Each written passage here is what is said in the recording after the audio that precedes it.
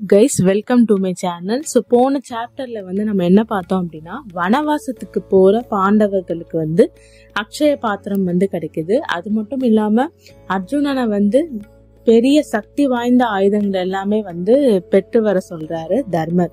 அதனால இந்த ஆயுதங்கள் எல்லாமே தேடி அர்ஜுனன் போறாரு. அப்படி அவர் போகும்போது அவருக்கும் சிவபெருமானுக்கே சண்டை நடக்குது. ஸோ அதை பத்தி தான் இந்த சாப்டர்ல பார்க்க போறோம். அந்த ஆயுதங்களை தேடி அர்ஜுனன் இமயமலைக்கு போறாரு. முதல்ல அவர் இமயமலையை போய் சேர்ந்ததுக்கு அப்புறம் அங்க நடந்து போயிட்டே இருக்கும்போது ஒரு இடத்துக்கு போறாரு. இந்திரகீலா அப்படிங்கிற ஒரு இடத்துக்கு போறாரு. அங்க போகும்போது அங்க ஒரு முனிவர் ஒரு மரத்துக்கடியில தவம் செஞ்சுட்டு இருக்காரு. அவர் அர்ஜுனனை கூப்பிடுறாரு. கூப்பிட்டு, நீ உன்னை பார்த்தா சத்திரியன் மாதிரி இருக்கே, நீ ஏன் இங்க வந்திருக்க? இங்க அமைதியா வாழணும்னு நினைக்கிற முனிவர்கள் தான் இங்க இருப்பாங்க அப்படிங்கிற மாதிரி அவர் சொல்றாரு. நீயும் அப்படிதான் வாழணும்னு நினைச்ச அப்படின்னா நீ கொண்டு வந்திருக்க எல்லா ஆயுதத்தையுமே கீழே போட்டுட்டு வந்துரு அப்படிங்கிற மாதிரி சொல்றாரு. இது நீ அமைதியா இருக்கிறதுக்கு தான் இங்க வரணும், இங்க சண்டை போடலாம் வரக்கூடாது. அதனால நீ என்னென்ன ஆயுதம் எடுத்து வந்திருக்க அது எல்லாத்தையும் கீழே போட்டுரு அப்படிங்கிற மாதிரி அவர் பல முறை அந்த முனிவர் அர்ஜுனன் கிட்ட சொல்லிக்கிட்டே இருக்காரு. அர்ஜுனன் அந்த ஆயுதங்கள் எதுவுமே போடாம அவர் அப்படியே அவருடைய காண்டீவம், அதுக்கப்புறம் அவருக்கு ஒரு அம்பு பை இருக்கும். ஸோ அந்த பையில அம்பு எப்பவுமே நிறைஞ்சே இருக்கும். அது நம்ம பார்த்திருப்போம். அந்த இது அவர் கீழே போடாம அப்படியே வச்சிருக்காரு. அதுக்கப்புறம் அந்த முனிவர் இந்திரனா மாறிடுறாரு. மாறி இந்த மாதிரி நீ எதுக்காக இங்க வந்திருக்க இமயமலைக்கு அப்படின்னு சொல்லிட்டு கேக்குறாரு. இந்த மாதிரி நான் எனக்காக வரல, என்னோட அண்ணன்களுக்கும் தம்பிகளுக்கும் அதுக்கப்புறம் என்னுடைய வம்சத்துக்கே நிறைய எதிரிகள் இருக்காங்க. என்னுடைய எதிரிகளை நான் அழிச்சாகணும். அதுக்கு எனக்கு சக்தி வாய்ந்த ஆயுதங்கள் தேவை. அதை தேடிதான் இந்த இமயமலைக்கு வந்திருக்கேன். நீங்களும் எனக்கு உங்ககிட்ட இருக்க சக்தி வாய்ந்த ஆயுதங்களை கொடுங்க அப்படின்னு சொல்லிட்டு அர்ஜுனன் இந்திரன் கிட்ட கேக்குறாரு. அதுக்கு இந்திரன் என்ன சொல்றாரு அப்படின்னா, முதல்ல நீ சிவபெருமான்கிட்ட போய் தவம் செஞ்சு அருள் வாங்கிட்டு வா, அதுக்கப்புறம் நான் தர்றேன் என்கிட்ட இருக்க ஆயுதம் எல்லாம் அப்படிங்கிற மாதிரி இந்திரன் சொல்லிடுறாரு. இந்திரன் இப்படி சொன்னனால அர்ஜுனன் என்ன பண்றாரு அப்படின்னா, தவம் சிவபெருமானை நோக்கி தவம் இருக்காரு. முதல்ல ஒரு நாள் விட்டு ஒரு நாள் சாப்பிடுறாரு. அதுக்கப்புறம் 2 நாளைக்கு ஒரு தடவை சாப்பிடுறாரு. அதுக்கப்புறம் 3 நாளைக்கு ஒரு தடவை சாப்பிடுறாரு. அதுக்கப்புறம் 1 மாசத்துக்கு ஒரு தடவை சாப்பிடுறாரு. அதுக்கப்புறம் 3 மாசத்துக்கு ஒரு தடவை சாப்பிடுறாரு. அதுக்கப்புறம் சாப்பிடாம ஒத்த கால நின்னு அவர் தவம் பண்ணிட்டு இருக்காரு. இப்படி கடுமையா இவர் தவம் பண்றது பார்த்து எல்லா தேவர்களும் மனமுருகி நேரா சிவபெருமான்கிட்ட போறாங்க. இந்த மாதிரி அர்ஜுனன் ரொம்ப கடுமையா தவம் செய்யறாரு, அதை பார்க்கவே எங்களுக்கு ரொம்ப துன்பமா இருக்கு. நீங்க அவருக்கு என்ன வேணுமோ, அவருக்கு அருள் புரியணுமோ அருள் புரிங்க அப்படின்னு சொல்லிட்டு சிவபெருமான்கிட்ட எல்லா தேவர்களும் வேண்டுறாங்க. அந்த வேண்டுதலுக்கு இணங்கி சிவபெருமான் என்ன சொல்றாரு அப்படின்னா, இப்ப நேரம் வந்துருச்சு, நான் அர்ஜுனனுக்கு என்ன தேவையோ அது அவனுக்கு அந்த வரம் தரப்போறேன் அப்படின்னு சொல்லிட்டு சிவபெருமான், பார்வதி, அதுக்கப்புறம் கொஞ்சம் பேர் சில தேவர்கள் எல்லாருமே ஒரு காட்டுவாசி மாதிரி வேடம் அணிஞ்சு இப்ப அர்ஜுனன் இருக்க அந்த இமயமலைக்கு, அதாவது அங்க வர்றாங்க. அர்ஜுனன் தவம் செஞ்சுட்டே இருக்க அந்த இடத்துக்கு வர்றாங்க. அர்ஜுனன் தவம் செஞ்சுட்டே இருக்க அந்த இடத்துல தனவா அப்படிங்கிற ஒரு அசுரன் பன்னி வேடம் அணிந்து அர்ஜுனனை தாக்குறதுக்கு வர்றான். அதை அர்ஜுனன் பார்த்து என்ன பண்றாரு அப்படின்னா, ஒரு அம்பு விடுறாரு. அதே சமயம் அந்த இடத்துக்கு சிவபெருமானும் அந்த பன்னியை நோக்கி ஒரு அம்பு விடுறாரு. ஆனா சிவபெருமான் விட்ட அம்புனாலதான் அந்த பன்னி இறந்து போகுது. அதுக்கப்புறம் தான் அர்ஜுனன் விட்ட அம்பு அந்த பன்னி மேல வருது. அதை பார்த்து அர்ஜுனனுக்கு ரொம்ப கோபம் வருது. அந்த பன்னி என்னதான் தாக்க வந்துச்சு, அதனால நான் தான் அதை வதம் செய்யணும், அதனாலதான் நான் வந்து அம்பு விட்டேன், என்னுடைய இலக்கு தான் அது, நான் வந்து அம்பு விட்டேன் அப்படின்னு தெரிஞ்சும் நீங்க ஏன் திரும்ப அம்பு விட்டீங்க அப்படின்னு சொல்லிட்டு அந்த காட்டுவாசி கிட்ட வந்து நம்ம அர்ஜுனன் வந்து கேக்குறாரு. அர்ஜுனனுக்கு வந்து தெரியல அந்த காட்டுவாசி வேடத்துல இருக்கிறது வந்து சிவபெருமான் தான் அப்படின்னு சொல்லிட்டு.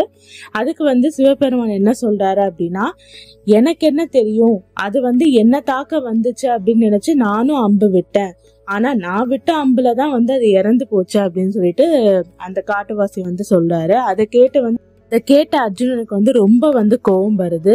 நீங்க விட்ட அம்புனால வந்து அது இறந்து போல, நான் விட்ட அம்புனாலதான் வந்து இறந்து போச்சு, அது என்னோட இலக்கு, அத வந்து நான் வந்து அதை கொல்றதுக்கு வந்து அம்பு விடும்போது நீங்க விட்டதே தப்பு, இப்ப வந்து என்னால வந்து அது இறந்து போச்சு, நீங்க உங்களால இறந்து போச்சு அப்படின்னு வந்து சொல்றீங்க, நான் வந்து உங்களை சும்மா விட மாட்டேன் அப்படின்னு சொல்லிட்டு அர்ஜுனன் வந்து அந்த காட்டுவாசி கிட்ட வந்து சண்டை போடுறாரு. அப்படி உனக்கு அவ்வளவு தைரியம் இருந்தா என் கூட நீ வந்து சண்டை செய் அப்படின்னு சொல்லிட்டு அந்த காட்டுவாசியும் வந்து சொல்றாரு. இப்ப வந்து 2 பேருமே வந்து சண்டை போட ஆரம்பிக்கிறாங்க.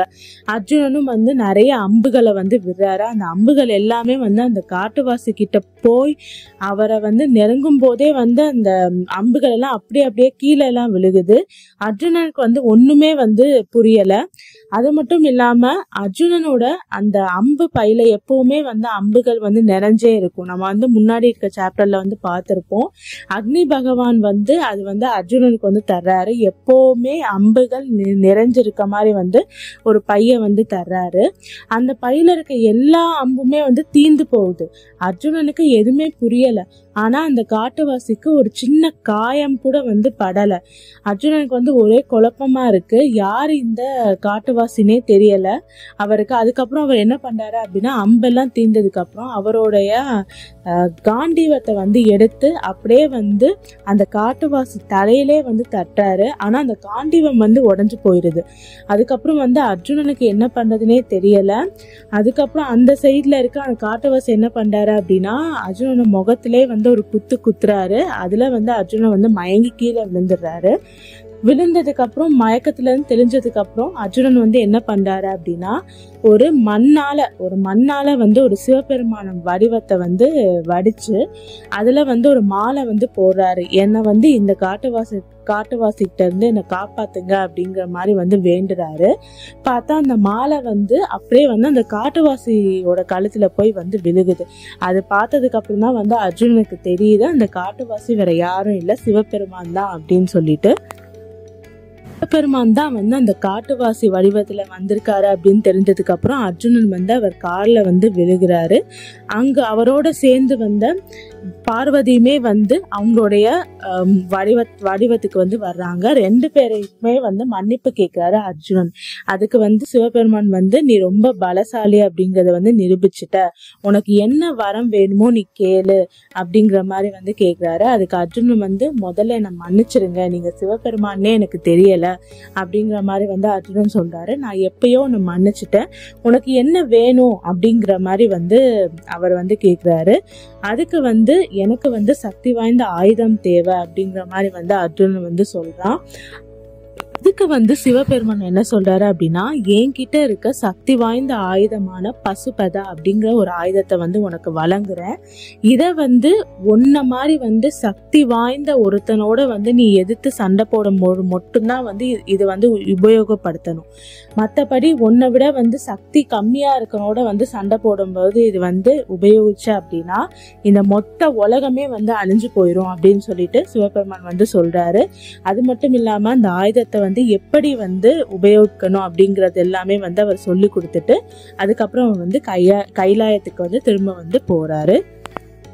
பெருமான்ட்ட இருந்து வந்து சக்தி வாய்ந்த ஆயுதத்தை வந்து பெற்றதுக்கு வந்து எல்லா தேவர்களும் வந்து ரொம்ப மகிழ்ச்சியோட வந்து அர்ஜுனனுக்கு வந்து பூமாலை வந்து தூவுறாங்க.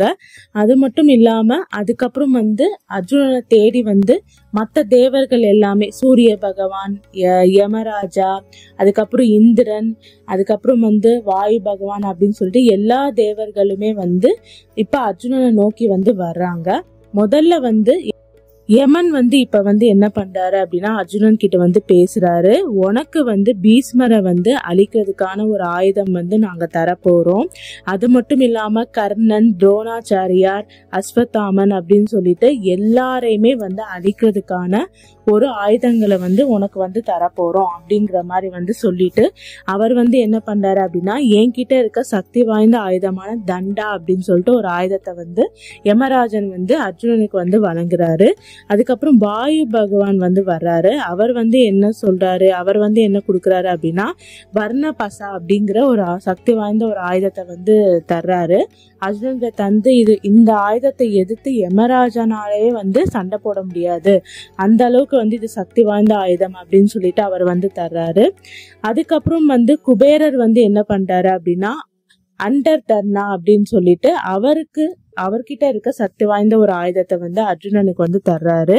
கடைசியில வந்து இப்ப வந்து இந்திரன் வந்து வர்றாரு. உனக்கு வந்து எல்லா தேவர்களுக்குமே வந்து அவங்க கிட்ட இருக்க சக்தி வாய்ந்த ஆயுதங்கள் எல்லாமே வந்து கொடுத்துட்டாங்க. இப்ப வந்து இந்திரலோகத்துல வந்து உனக்கு ஒரு வேலை இருக்கு, அதனால நீ வந்து இந்திரலோகத்துக்கு வரணும் அப்படின்னு சொல்லிட்டு இந்திரன் வந்து சொல்றாரு. சொல்லிட்டு எல்லா தேவர்களுமே வந்து அந்த இடத்த விட்டு வந்து கிளம்பி போறாங்க. சாப்டர்ல வந்து அர்ஜுனனுக்கு வந்து எப்படி வந்து சக்தி வாய்ந்த ஆயுதங்கள் எல்லாமே கிடைக்குது, அது மட்டும் இல்லாம சிவபெருமானோட வந்து அவர் எப்படி வந்து சண்டை போட்டாரு, எதனால சண்டை போட்டாரு அப்படிங்கறதெல்லாம் வந்து பார்த்தோம். அடுத்த சாப்டர்ல வந்து இந்திரலோகத்துக்கு வந்து அர்ஜுனன் வந்து போறாரு. அங்க போனதுக்கு அப்புறம் அவருக்கு என்ன எல்லாம் நடக்குது அப்படிங்கறத வந்து பார்க்க போறோம். தொடர்ந்து மகாபாரத கதையை கேட்கறதுக்கு என்னோட சேனலை லைக் பண்ணுங்க, கமெண்ட் பண்ணுங்க, சப்ஸ்கிரைப் பண்ணுங்க.